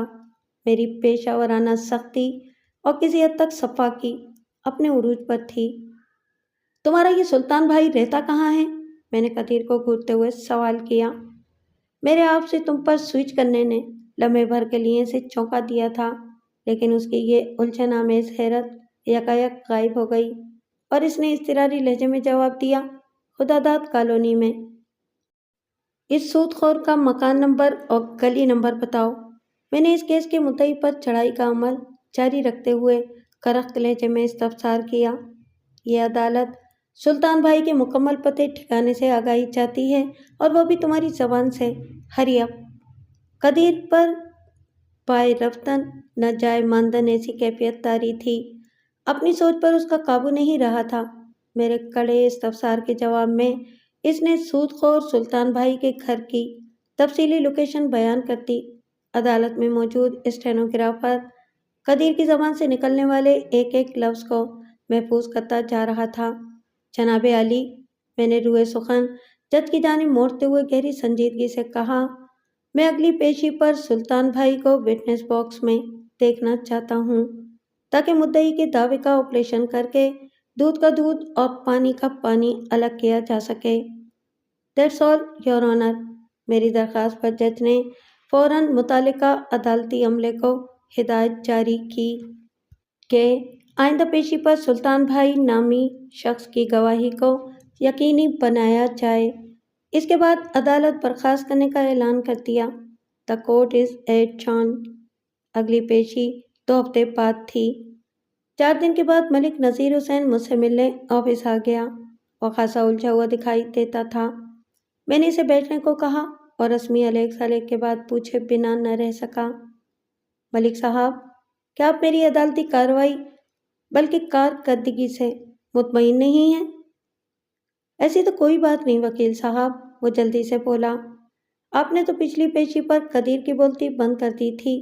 मैं आपके काम से बहुत खुश हूँ, लेकिन वो बोलते बोलते रुक गया तो मुझे तशवीश ने आ घेरा। मैंने कुरेदने वाले अंदाज में पूछा, जब सब कुछ ठीक है तो फिर आपका चेहरा उतरा हुआ क्यों है? आप अचानक खामोश क्यों हो गए? लेकिन इसके बाद क्या है? वकील साहब, वो इंकिशाफ अंगेज लहजे में बोला, मेरी परेशानी का सबब यह है कि कदीर ने घर छोड़ दिया है। घर छोड़ दिया है? मैंने चौंके हुए लहजे में कहा। इसका क्या मतलब हुआ मलिक साहब? वो अपनी बीवी बच्चों और वालदा साहिबा को लेकर अख्तर कॉलोनी शिफ्ट हो गया है, इसने बताया। अख्तर कॉलोनी दरअसल कदीर की ससुराल है। शबाना नाज का मेका इसी कॉलोनी में है। क्या वो अपनी ससुराल में शिफ्ट हुआ है? नहीं, इसने नफी में गर्दन हिलाते हुए जवाब दिया, मगर इसी गली में, शबाना नाज के वालिदैन के घर के नज़दीक। वो लम्हे भर को रुका और फिर बोला, आखिर शबाना ने अपनी जिद पूरी करके ही दिखा दी। वो कई बार ये ऐलान कर चुकी थी कि हम बहुत जल्द इस जहन्नम से निकल जाएंगे। वो जिस घर को जहन्नम कहती थी, इसी मकान का हिस्सा मांगने के लिए इसका शौहर कदीर हुसैन मरा जा रहा है। पता नहीं दुनिया को क्या हो गया है। दुनिया को जो भी हुआ है वो दुनिया वालों की समझ में नहीं आ सकता, क्योंकि इस होने के जिम्मेदार खुद दुनिया वाले ही हैं। मैंने पुरख्याल अंदाज में कहा और पूछा, ये कब की बात है? इन लोगों ने गुज़िश्ता रात ही शिफ्टिंग की है, इसने बताया। अचानक एक ट्रक आकर हमारे घर के सामने रुका और कदीर ने इस ट्रक पर अपना सामान लोड कराना शुरू कर दिया। शबाना, आमिर और वालदा साहिबा को वो कल सुबह अख्तर कॉलोनी छोड़ आया था। इस कार्रवाई के पीछे मुझे तो शबाना ही का हाथ लगता है। मैंने आपको पहले ही बताया था कि कदीर को उसने अपनी मुट्ठी में ले रखा है और वो अपनी बीवी का गुलाम बना हुआ है। 100 में से 99 शौहर अपनी बीवी के गुलाम ही होते हैं मलिक साहब। मैंने इसके चेहरे पर निगाह जमाकर मुतदिल अंदाज में कहा, यह अलग बात है कि इस गुलामी का एतराफ़ सिर्फ 1% अफराद ही करते हैं। मैं तो ऐसा नहीं हूँ वकील साहब, वो पुरएतमाद लहजे में बोला। मैं और शाइस्ता 2 अच्छे दोस्तों की तरह जिंदगी गुजार रहे हैं। तो फिर आप अपना शुमार इन 1% शौहरों में कर लें जो जोरू के गुलाम नहीं होते, मैंने कहा। आपका अपने बारे में क्या ख्याल है? उसने ज़ेरे लब मुस्कुराते हुए मुझसे सवाल किया। मैं फ़िलहाल शौहरों की सफ़ में खड़ा हुआ नहीं हूँ, मैंने जवाब दिया। खुशकिस्मती से अभी मेरी शादी नहीं हुई। वह अजीब सी नज़र से मुझे देखने लगा, जैसे इसे मेरी बात का यकीन न आया हो। मैंने शौहर, बीवी और ग़ुलाम के मौजू से सरफ नज़र करते हुए नज़ीर हुसैन से सवाल किया, जब कदीर ट्रक पर अपना सामान रखवा रहा था तो आपने इससे पूछा नहीं कि वो कहाँ जा रहा है? पूछा था, इसने बताया। इसके जवाब ही से तो मुझे मालूम हुआ है कि वो अपनी ससुराल के नज़दीक शिफ्ट हुआ है। इसने शिफ्टिंग की कोई वजह बताई? जी, इसने इस बात में गर्दन हिलाते हुए जवाब दिया। मेरे इस्तफसार पर उसने बताया था कि जब तक अदालत हमारे मसाइल का कोई कानूनी हल नहीं निकाल लेती, हमें एक छत के नीचे नहीं रहना चाहिए। मसाइल का हल? मैंने सोच में डूबे हुए उलझनज़दा लहजे में कहा। इसे पिछली पेशी पर इस बात का तो बखूबी अंदाज़ा हो चुका है कि 2 लाख रुपए की बागुजारी वाला छूटा केस वो हार चुका है। बाकी रह गई आबाई जायदाद के बंटवारे की बात, تو شاید اس کا اشارہ اس مسئلے کے حل کی طرف ہے۔ مجھے بھی یہی لگتا ہے، وہ تائیدی انداز میں بولا۔ باہر کیف، میں نے ٹھہرے ہوئے لہجے میں کہا، اس نے میدان چھوڑ کر جو بے وقوفی کی ہے، اس کا فائدہ ہم اٹھائیں گے۔ 2 لاکھ روپے کی وصولی کا معاملہ تو قدیر کے ہاتھ سے نکل ہی چکا ہے۔ یہ گھر چھوڑنے والی حرکت آگے چل کر اسے بہت ہی مہنگی پڑنے والی ہے۔ ہماری وکلا برادری میں ایک مثل مشہور ہے، دعویٰ جھوٹا، قبضہ سچا۔ نذیر حسین معنی خیز انداز میں مجھے دیکھنے لگا۔ میں نے اسے ڈٹے اور جمے رہنے کی تاکید کی اور اس وعدے کے ساتھ اپنے آفس سے رخصت کر دیا، اگلی پیشی پر آپ کے بھائی کی سازشوں کا باب میں خود اپنے ہاتھوں سے بند کر دوں گا۔ ملک نذیر حسین کے جانے کے بعد میں اس کے چھوٹے بھائی کی ہنگامی شفٹنگ پر غور کرنے لگا۔ بادی النظر میں اس کا یہ فیصلہ ایک کھلی حماقت ہی لگتا تھا، لیکن میں اس حماقت کے عقب میں چھپی کسی شاطرانہ چال کے بارے میں سوچ رہا تھا۔ قدیر نے نذیر کو اس نقل مکانی کا جو سبب بتایا تھا وہ مجھے ہضم نہیں ہو رہا تھا۔ قدیر اس وقت ایک وکیل کے ساتھ جڑا ہوا تھا جو اس کے حقوق کی جنگ لڑ رہا تھا۔ یہ ممکن ہی نہیں تھا کہ قدیر اپنے وکیل کے علم میں لائے بغیر اتنا بڑا قدم اٹھانے کی غلطی کرتا۔ تو اس کا مطلب یہ ہوا کہ قدیر حسین نے اپنے وکیل کو اعتماد میں لینے یا اسی کے مشورے کے بعد شفٹنگ کا فیصلہ کیا ہو۔ اگر میرے سوچنے کا یہ انداز درست سمت میں تھا تو قدیر کی شفٹنگ آگے چل کر کوئی گل کھلانے والی تھی۔ سود خور سلطان کا پتہ ٹھکانہ معلوم ہو چکا تھا، لہٰذا متعلقہ عدالتی عملے نے خاصی مستعدی کا مظاہرہ کیا اور اسی پیشی پر وہ وٹنس باکس میں موجود تھا۔ سلطان بھائی کی عمر 50 اور 60 کے درمیان رہی ہوگی۔ وہ عام سی شکل و صورت کا مالک ایک متناسب البدن شخص تھا۔ سلطان بھائی نے سچ بولنے کا حلف اٹھانے کے بعد اپنا بیان ریکارڈ کرا دیا تو جج نے مجھ سے کہا، ڈیفینس پلیز پروسیڈ۔ سلطان بھائی، میں نے گواہ کے چہرے پر نگاہ جما کر نرم لہجے میں کہا، آپ یہاں تشریف لائے اس کے لیے میں آپ کا شکر گزار ہوں۔ عدالت نے بلایا اور میں آ گیا۔ وہ عام سے لہجے میں بولا، وکیل صاحب، میں تھانہ کورٹ اور جرگے وغیرہ سے ڈرتا نہیں ہوں کیونکہ میں نے کوئی جرم نہیں کیا۔ فکر نہ کریں، یہاں آپ کو کسی جرم کے سلسلے میں نہیں بلایا گیا، میں نے تسلی آمیز لہجے میں کہا، بس ایک معاملے میں آپ کو گواہی دینا ہے، باقی آپ جو بھی کاروبار کرتے ہیں اس کا سرے سے ذکر نہیں ہوگا۔ اگر آپ میرے دھندے کا ذکر کرو گے بھی تو مجھے کوئی پرواہ نہیں ہے، وہ بے خوفی سے بولا۔ میں چوری چھپے کام نہیں کرتا وکیل صاحب، مجھے یہ بتانے میں کوئی عار نہیں ہے کہ میں سود پر لوگوں کو پیسے دیتا ہوں۔ اگر یہ کوئی غیر قانونی اور ناجائز کاروبار ہے تو مجھے تنقید کا نشانہ بنانے سے پہلے قانون کے رکھوالوں کو اس ملک کے تمام بینک اور مالیاتی ادارے بند کرنا ہوں گے اور سارا غیر ملکی قرضہ بھی واپس کرنا ہوگا۔ ہمارے ملک کا اندرونی اور بیرونی نظام سود پر ہی تو چل رہا ہے۔ میں نے کہا ہے نا، یہاں آپ کے دھندے پر کوئی بات نہیں ہوگی، میں نے اکتاہٹ بھرے انداز میں کہا، لیکن آپ یہ تو تسلیم کرتے ہیں نا کہ آپ کا کام غیر اسلامی ہے؟ اللہ نے سود لینے اور سود دینے کے عمل کو اپنے ساتھ کھلی جنگ قرار دیا ہے۔ اللہ کسے جنت میں بھیجے گا اور کسے دوزخ میں پھینکے گا، اس کا فیصلہ آپ نے یا میں نے نہیں کرنا وکیل صاحب، وہ طنزیہ لہجے میں بولا۔ اللہ کو اپنا کام کرنے دیں اور آپ اپنے کام پر توجہ دیں، مجھے کہیں اور بھی جانا ہے۔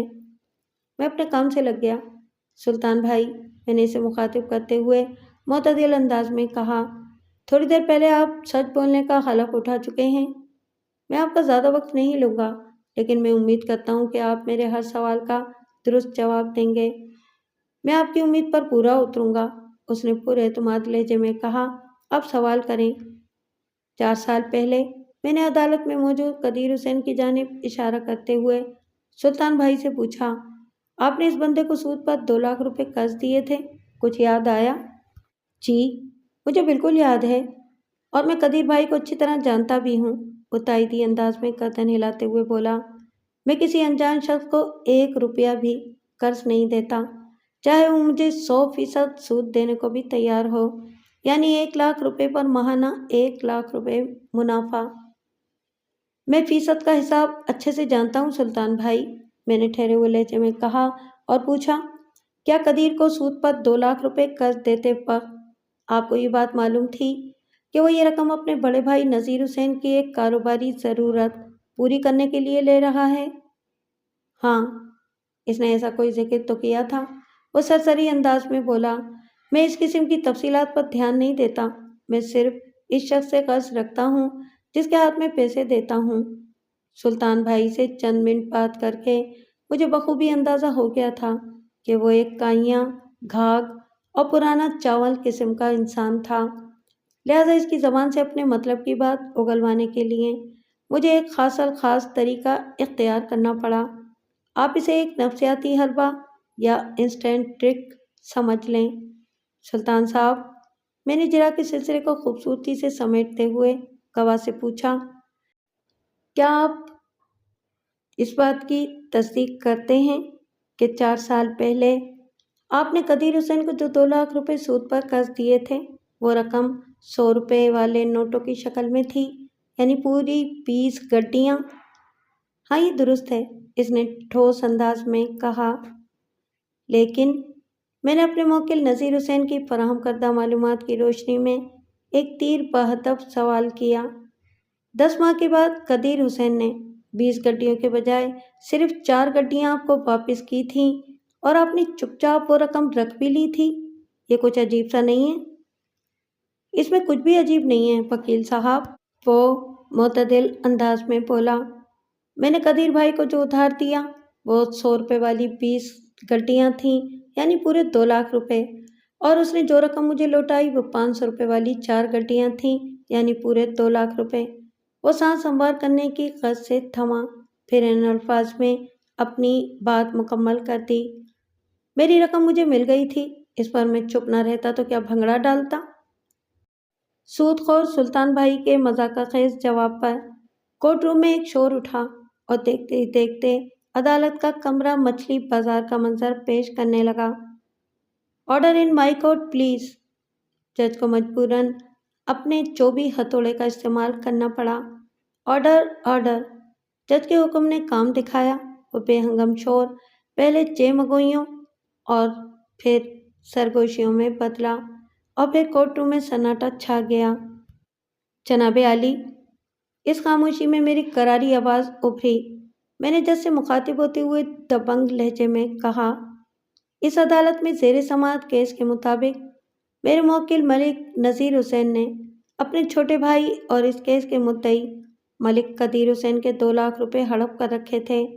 مذکورہ رقم مدعی نے 4 سال پہلے سود کا کاروبار کرنے والے ایک شخص سے ادھار لے کر میرے موکل کو دی تھی، اور مدعی اس عدالت کے ذریعے وہ 2 لاکھ روپے واگزار کرانے کا خواہش مند تھا۔ لیکن میں نے ڈرامائی انداز میں رک کر ایک گہری سانس لی اور پھر سلسلہ دلائل کو آگے بڑھاتے ہوئے کہا، لیکن وٹنس باکس میں کھڑے سلطان بھائی نے معزز عدالت کو بتایا ہے کہ 3.25 سال پہلے اسے اپنی رقم 2 لاکھ روپے واپس مل گئی تھی۔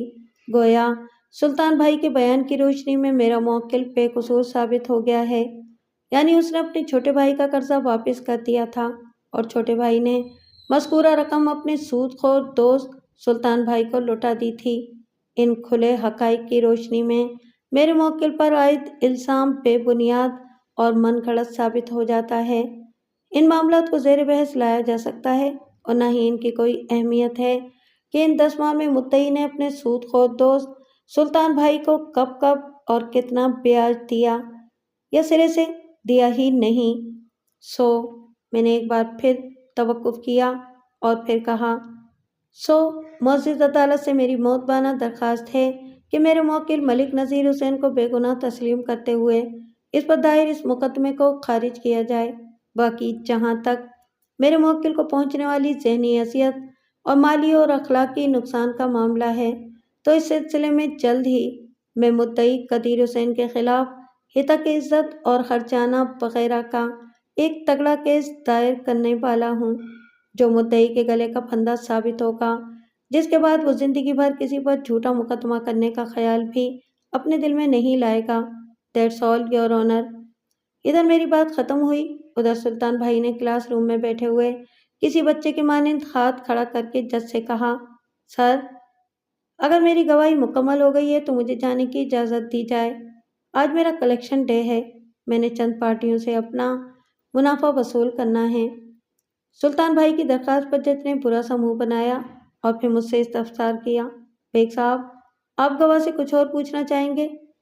ناٹ ایٹ آل سر، میں نے دو ٹوک انداز میں کہا۔ آپ جا سکتے ہیں، جج نے سلطان بھائی کی طرف دیکھتے ہوئے کہا اور پھر طنزیہ انداز میں اضافہ کر دیا، خواہ یہاں رکنے سے آپ کے کام کا خرچ ہوگا۔ جج نے لفظ کام پر خاصا دباؤ ڈالا تھا، لیکن سلطان بھائی نے جج کی اس چوٹ پر کوئی توجہ نہ دی اور جج کو سلام کر کے وہ کورٹ روم سے باہر نکل گیا۔ اس بات کی وضاحت وہ شروع میں کر چکا تھا کہ اسے اس بات کی کوئی پرواہ نہیں کہ لوگ اس کے اور اس کے دھندے کے بارے میں کیا سوچتے ہیں۔ پراسیکیوشن، جج نے وکیل استغاثہ کو مخاطب کرتے ہوئے گہری سنجیدگی سے کہا، حالات و واقعات، گواہ کے بیان اور دیگر حقائق کو مد نظر رکھتے ہوئے آپ نے اپنے موکل کی مدعیت میں نذیر حسین کے خلاف جو کیس دائر کیا تھا، یہ عدالت اسے خارج کرنے جا رہی ہے۔ آپ اس حوالے سے کچھ کہنا چاہیں گے؟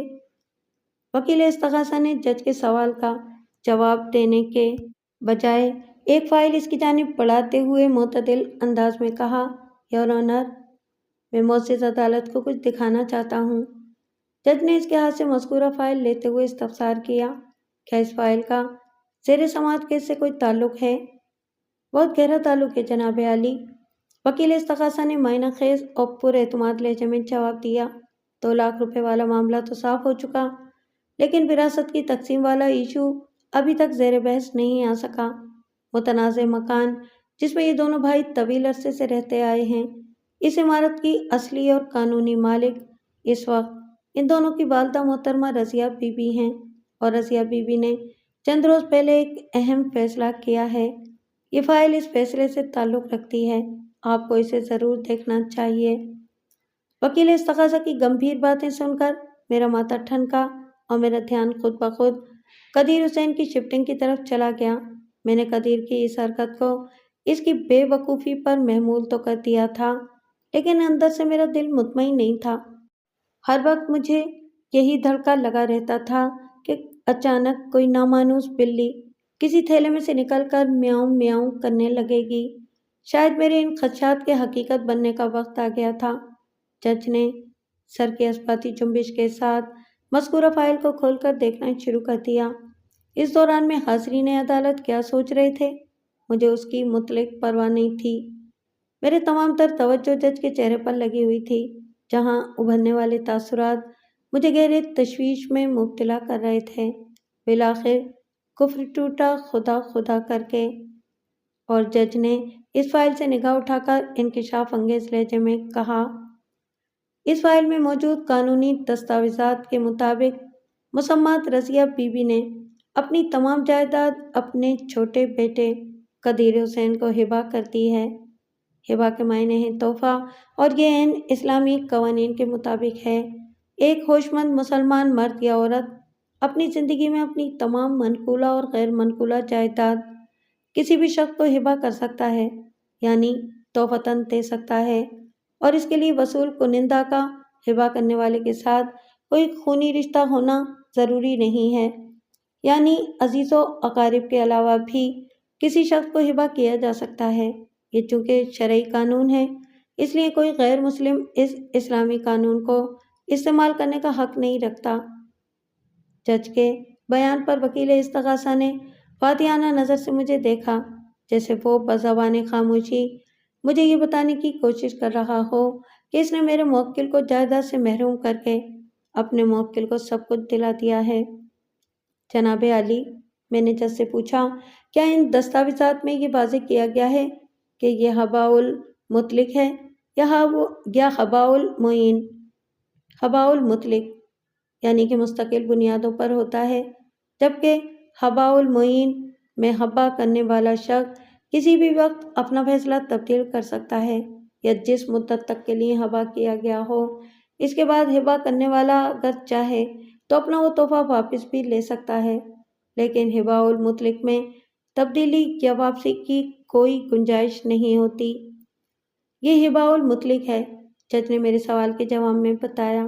اس کے علاوہ ہبا کی دیگر شرائط بھی پوری کی گئی ہیں، لیکن چونکہ اس دستاویز کی تیاری سے پہلے فریقین قدیر حسین اور نذیر حسین کے حوالے سے اس عدالت میں کیس لگا ہوا تھا، لہٰذا یہ ڈاکومنٹ اس وقت تک سند کی حیثیت حاصل نہیں کر سکتے جب تک ہبا کرنے والا یعنی کہ رضیہ بی بی اور ہبا لینے والا قدیر حسین عدالت کے روبرو اپنی رضامندی کا اعلان نہ کریں۔ عدالت اس بات کی تصدیق کرے گی کہ رضیہ بی بی ہبا کرنے کی خواہش اور نیت رکھتی ہے یا نہیں۔ علاوہ ازیں ہبا لینے والا قدیر حسین اس تحفے کو قبول کرتا ہے یا نہیں۔ اس لیے یہ عدالت پراسیکیوشن کو اس بات کے لیے پابند کرتی ہے کہ وہ اگلی پیشی پر مسمات رضیہ بی بی اور اس کے چھوٹے بیٹے قدیر حسین کو لازمی عدالت میں پیش کرے۔ جناب عالی، اس کیس نے اچانک ایک نئی صورت اختیار کر لی ہے۔ میں نے جج سے کہا، اگر مجھے صرف ایک دن کے لیے ہبا والی اس دستاویزات کی ایک کاپی مل جائے تو نوازش ہوگی۔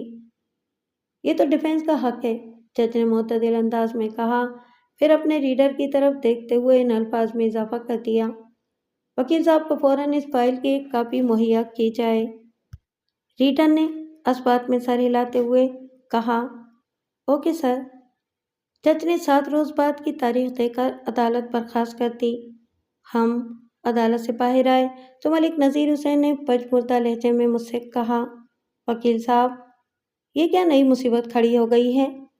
میں نے ہبا والی فائل کی کاپی کو تھپ تھپاتے ہوئے اطمینان بھرے لہجے میں کہا، میں نے ابھی تک اس مصیبت کو کھول کر نہیں دیکھا ملک صاحب، میں گھر جا کر سکون سے اس فائل کا مطالعہ کروں گا، لیکن سر دست آپ میرے ایک سوال کا جواب دیں۔ جی پوچھیں۔ وہ رک کر سوالیہ نظر سے مجھے تکنے لگا۔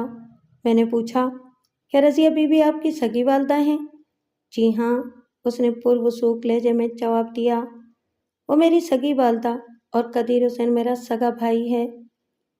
مجھے یقین نہیں آ رہا، بے ساختہ میرے منہ سے نکلا۔ میں نے سگے بھائیوں کی پرخاش، چپکلش اور عداوت سے متعلق درجنوں کیس ڈیل کیے ہیں، لیکن آج پہلی بار یہ دیکھنے کو مل رہا ہے کہ کوئی سگی ماں اپنی اولاد کے لیے اس قدر سنگ دل اور سفاک بھی ہو سکتی ہے۔ وکیل صاحب، یہ بھی تو ہو سکتا ہے، ملک نذیر حسین اپنی والدہ کے معاملے میں حسن ظن سے کام لیتے ہوئے دھیمے انداز میں بولا، کہ قدیر نے زور زبردستی کر کے والدہ صاحبہ سے ان کاغذات پر انگوٹھے لگوا لیے ہوں۔ وہ لکھنا پڑھنا نہیں جانتی اور اس دستاویزات کی تو تحریر انگریزی میں ہے۔ جب وہ عدالت میں آ کر صورتحال سے آگاہ ہوں گی تو عین ممکن ہے سچ جھوٹ سے الگ کھڑا ہو کر ہماری جیت کا اعلان کر رہا ہو۔ ملک نذیر حسین پہلی ملاقات پر ہی مجھے اچھا لگنے لگا تھا، اور اب تو اس نے ایسی عارفانہ بات کر دی تھی کہ میں اس سے آگے کچھ بھی نہ کہہ سکا۔ میں نے سنا اور پڑھا ہے کہ اگر انسان کی نیت صاف اور عمل راست ہو تو منزل خود چل کر اس کے قدموں تک آ جاتی ہے۔ نذیر حسین کے معاملے میں بھی کچھ ایسا ہی ہوا تھا۔ اس کے ایمان کی پختگی اور حسن اخلاق کی جادوگری نے اس کیس کا رخ ہی بدل دیا تھا، مگر ایک بھاری نقصان کے ساتھ۔ جج نے 1 ہفتے بعد کی تاریخ دی تھی، لیکن اگلی پیشی سے 1 روز پہلے قاضی القاضات نے اپنا فیصلہ سنا دیا۔ آئندہ پیشی سے پہلے والی رات رضیہ بی بی کی روح کب سے انصری سے پرواز کر گئی تھی۔ رضیہ بی بی کی طبعی موت کے بعد ہبا کے سلسلے میں تیار کی جانے والی وہ نامکمل دستاویز معطل اور معلق ہی نہیں بلکہ منسوخ ہو کر رہ گئی تھی۔ قاضی الحاجات کے قلم کی ایک جنبش نے اس دستاویز پر خط تنسیق کھینچ دیا تھا۔ رضیہ بی بی کی وفات ایک طرف نذیر حسین کے لیے گہرا صدمہ تھا تو دوسری جانب اس موت نے اسے حق کے وراثت سے محروم ہونے سے بچا لیا تھا۔ ایسے ہی معاملات کے لیے کہا جاتا ہے، قدرت کی مصلحتوں کو سمجھنا انسان کے بس کی بات نہیں ہے، یہ سب انسانی عقل سے ماورا ہوتا ہے۔ 2 ماہ بعد ملک نذیر مجھ سے ملنے آیا۔ تب تک اس مکان کی تقسیم کے مسائل تقریباً نمٹ چکے تھے، بعض کاغذی کارروائیاں باقی تھیں۔ رسمی علیق سلیق کے بعد میں نے اس سے کہا، ملک صاحب، آپ کے لیے میرا ایک مشورہ ہے۔ جی حکم کریں، وہ ہمتاً گوش ہو گیا۔ یہ ثابت ہو چکا کہ آپ کا چھوٹا بھائی قدیر حسین فطری طور پر دو رخا یعنی منافق ہے، میں نے ٹھہرے ہوئے لہجے میں کہا، لہٰذا اس کی جانب سے آپ کو ہمیشہ چوکنا رہنے کی ضرورت ہے۔ وکیل صاحب، وہ معنی خیز انداز میں زیر لب مسکرایا اور کہا، آپ اس کیس کے بعد قدیر کی حقیقت سے واقف ہوئے ہیں اور میں اسے بچپن سے جانتا ہوں۔ یہ سچ ہے کہ میں اس کی فطرت کو بدل نہیں سکتا، لیکن آپ اس بات سے انکار نہیں کر سکتے کہ قدیر پہلے میرا بھائی ہے، اس کے بعد دو رخا، دو اخلاق، موذی، منافق اور لالچی ہے۔ میں مال و جائیداد کا بڑے سے بڑا نقصان برداشت کر سکتا ہوں، مگر خونی رشتے کا زیاں ہرگز نہیں۔ امید ہے کہ آپ میری بات سمجھ گئے ہوں گے۔ بعض لوگ ایسے ہوتے ہیں جو آپ کو لاجواب کر دیتے ہیں، اور شاید انہی کی وجہ سے یہ دنیا اپنے محور پر گردش کر رہی ہے۔